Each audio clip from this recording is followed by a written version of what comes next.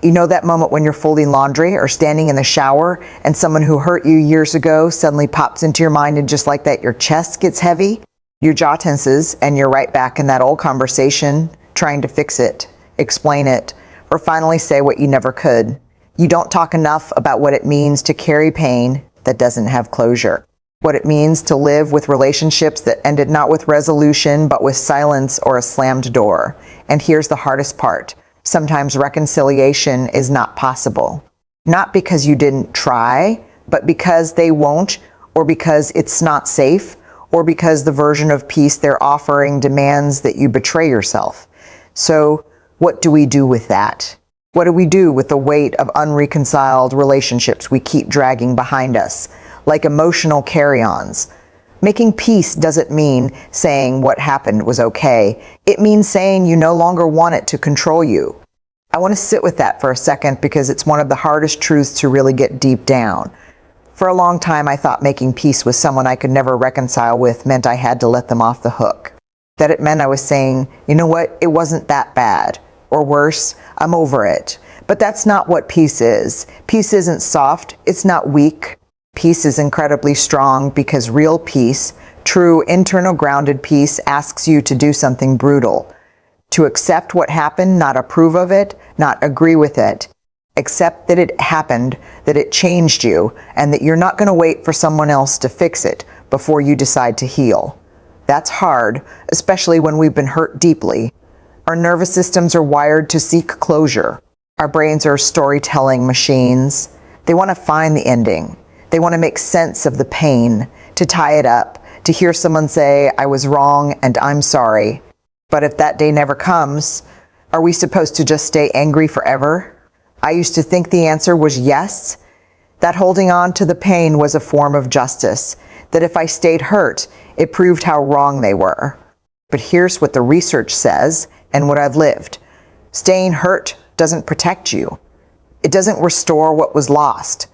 It just keeps your life small. You shrink to fit the shape of the wound. There's a term in trauma recovery called integration. It's different from resolution.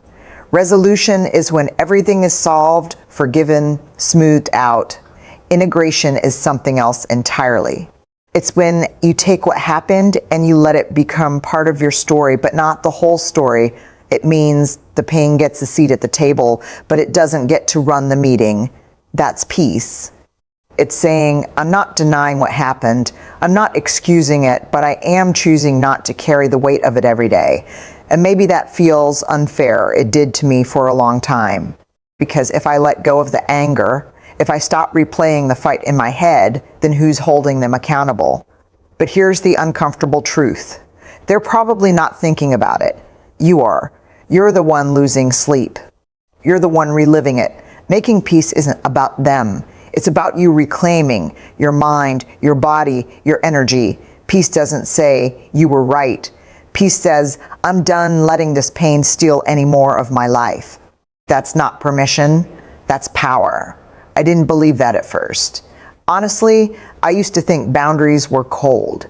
I thought setting them meant shutting people out or building walls to keep others at a distance. But what I learned both through research and in my own messy, imperfect life is that boundaries aren't about keeping people out. They're about keeping you grounded in who you are. When you're dealing with someone you can't reconcile with, maybe someone who continues to deny the hurt they cause or who refuses to take any responsibility, it's easy to get stuck in this loop where you feel like you should keep the door open, maybe out of guilt. Maybe because you've been taught that cutting people off makes you cold or unforgiving. Or maybe deep down you're still hoping one day they'll wake up and finally say the thing you've been needing to hear. And listen, I get that there are people in my life I waited years to hear from. I kept the line open, I kept showing up. And it wasn't always brave. It was sometimes about fear. Fear of being seen as harsh, fear of being called selfish, fear of being misunderstood. But what I've learned is that when you keep showing up in relationships where your boundaries are constantly being pushed, or worse, ignored, you start to disappear. Not all at once, not dramatically, just little by little. You get quieter, you stop asking for what you need, you second guess your instincts, you shrink. And here's the thing, you can't be compassionate toward others if you're constantly abandoning yourself. You can't share from a place of love and strength if you are constantly depleted, resentful, or wounded. Boundaries are the way we stay in integrity with ourselves. They're how we say, I can care about you and I can care about me. They're how we stop confusing kindness with self-sacrifice. I remember a conversation I had once with someone who had hurt me deeply.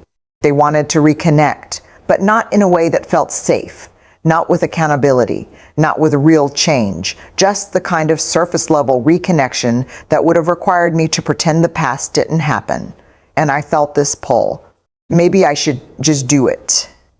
Maybe it's the loving thing to do. But my body said otherwise. My gut felt tight. My voice got small. And I realized something important. My peace can't come at the price of my truth. I can still wish them well. I can still hope they heal, but I can do that from over here. There's this belief floating around that boundaries are about punishment, that if you draw a line, you're being spiteful or dramatic. But real boundaries aren't about hurting someone else. They're about honoring what you need to be emotionally well. They're about being clear. This is what I can give. This is what I can't. This is what I need to feel safe, to feel whole, to stay rooted in love and not resentment. And here's the unexpected twist. The clearer you get with your boundaries, the more compassion you'll have because you're no longer performing peace while secretly drowning in pain. And honestly, there is no equal advantage. You're not being cruel when you protect your peace. You're being honest. You're being brave. And you're giving yourself the space to heal without reopening the wound. Every time someone wants to pretend it never happened, when reconciliation isn't possible, you don't just grieve the relationship. Yes, you grieve the fantasy of what it could have been. This is something we don't talk about enough. We understand grief when someone passes away. We send flowers. We make casseroles. We give each other space to cry and fall apart. But what about the kind of grief that doesn't come with a funeral? What about the grief that lives in the silence after a friendship ends, or a parent walks away, or a sibling becomes a stranger? That's called ambiguous grief. And it's real. It's exhausting. It's invisible. And sometimes it hurts just as much, if not more, than the grief we can name and point to. I've sat across from so many people in my research and in my life who were struggling with unreconciled relationships. And almost every time underneath the anger, the numbness, the confusion, there was grief. And not just for what happened, but for what never happened, for the conversations that never came, the apologies that were never offered, the healing that never got the chance to begin. And here's what's tricky, because that grief doesn't fit our usual boxes. We often shame ourselves for feeling it. We think, why am I still sad about this? It's been years. Or they never showed up for me. Why do I still care? But caring is not weakness. Longing is not foolishness. It's the evidence of our humanity. When you love someone, or even just hoped to, you build expectations, dreams, a future. And when that's taken from you, you have to grieve it. We think grief is reserved for the moments when something is over. But sometimes we grieve things that never even really started. A mother who was never emotionally available, a best friend who ghosted, a partner who never saw you clearly. And when we're trying to make peace without reconciliation, we're not just letting go of a person. We're letting go of an idea, an image, a possibility, and that's no small thing. I used to believe that moving on meant getting over it, that grief was a process with a finish line. 5 steps, and then you're done. But grief doesn't work like that. It loops. It surprises you. It shows up in a random song or a birthday you forgot you remembered. It's not linear. It's not neat. It's just human. What helps is naming it, saying this is grief. Even if no one else sees it, even if the person who hurt you doesn't acknowledge it, when you name the grief, you stop gaslighting yourself.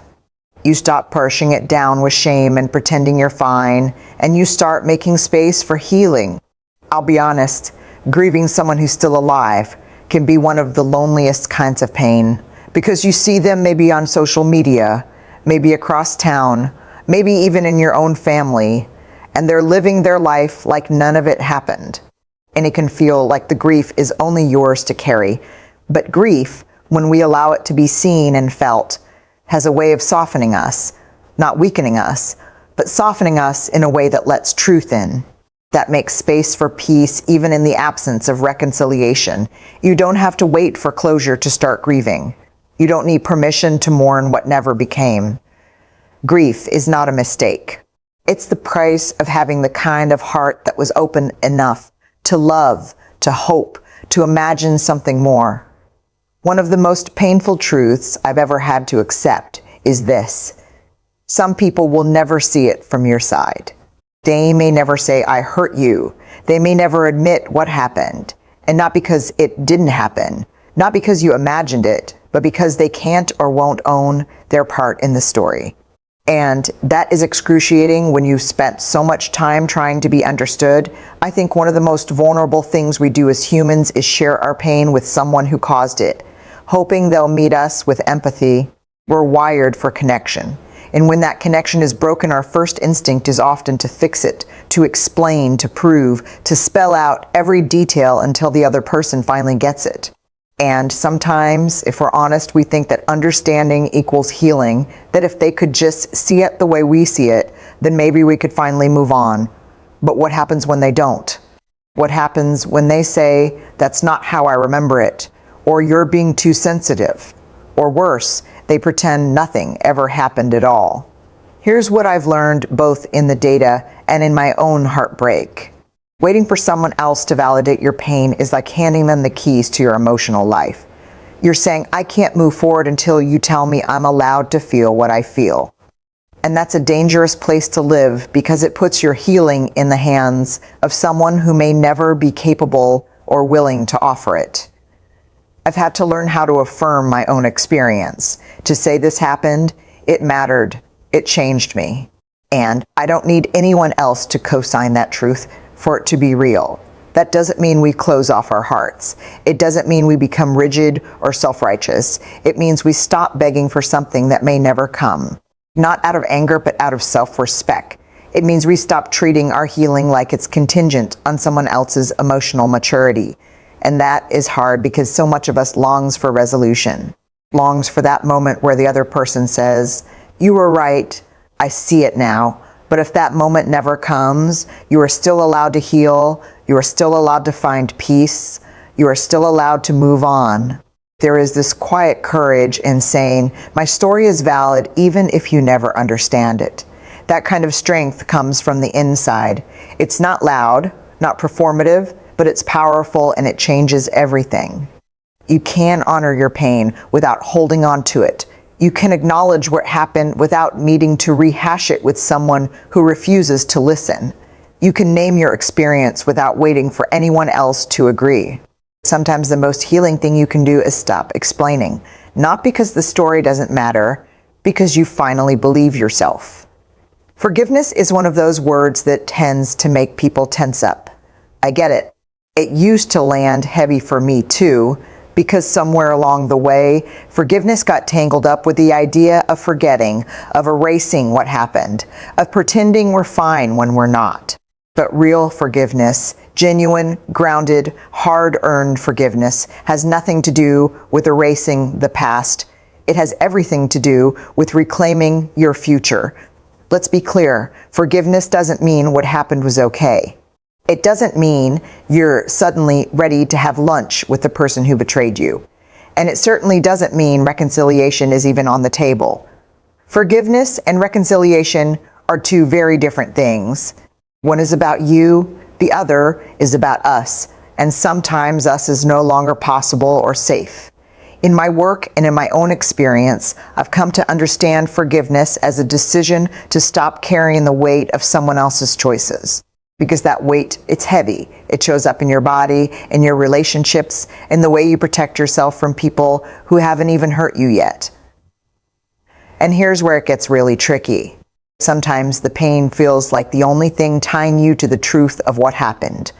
Like if you let go of the resentment, you're letting go of the story. but that's not how it works.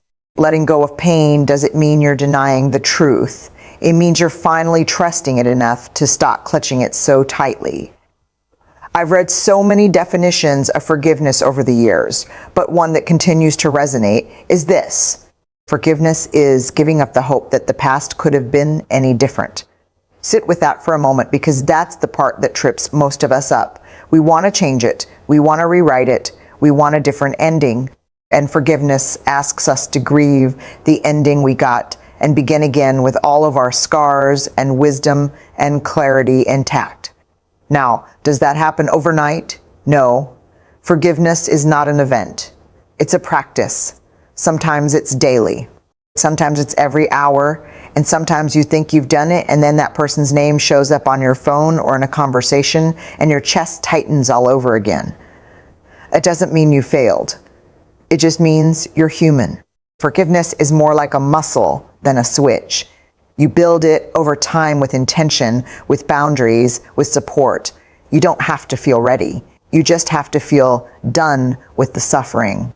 When I forgave someone I knew I would never reconcile with, it didn't come with a big epiphany. It came with a quiet moment where I realized I don't want this pain to be the loudest voice in the room anymore. I wanted to feel peace more than I wanted to be right. I wanted to be free. And that's what forgiveness is. It's saying, I choose to stop reliving what hurt me, not because it didn't matter, but because I do. So here we are. We've talked about peace. Not the tidy Instagram quote kind of peace, but the gritty, soul deep earned kind. The kind of peace that comes when you stop waiting for someone else to fix what they broke. The kind that says, I'm allowed to heal even if you never say you're sorry. We've talked about boundaries as sacred, grief as holy, validation as something you don't need permission for, and forgiveness not as forgetting, but as freedom. Let me tell you this clearly. Making peace with people you'll never reconcile with is not a betrayal of your story. It's a declaration that your story deserves to keep going. You are not weak for letting go. You are not bitter for holding boundaries. You are not dramatic for grieving something others don't understand. You are a whole human being doing the hard, quiet work of healing, and that work matters. There will be days when the past still stings. That doesn't mean you failed. It means you're still living with your heart open. And there is no courage more powerful than that. You are allowed to choose peace. You are allowed to choose yourself. You are allowed to walk away from what will never change and still wish people well from a distance. And if no one has told you this yet, I'm proud of you for doing the work, for standing in your truth, for choosing healing even when it's lonely. Good luck out there. You're doing braver things, you know.